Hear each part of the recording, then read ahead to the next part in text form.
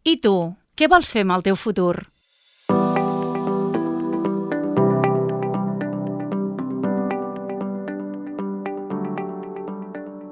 Vaig començar perquè a mi m'agradava molt dibuixar des de ben petit i mai havia trobat una forma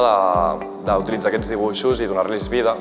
Llavors em va plantejar el tema del còmic i vaig començar aquest cicle amb moltes expectatives i la veritat és que s'han complert totes i a mesura que passa el temps es van complint,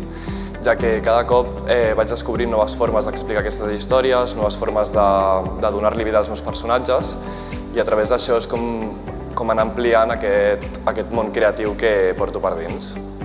El recomanaria perquè qualsevol persona que tingui un món intern creatiu pugui trobar una forma de desenvolupar-lo i una forma també de fer-lo créixer i expandir-lo a moltes àrees que potser des d'un principi pensem que no ens podrem guanyar la vida amb això, però si un confia en el seu art i en la seva capacitat creativa, al final ho podrà aconseguir.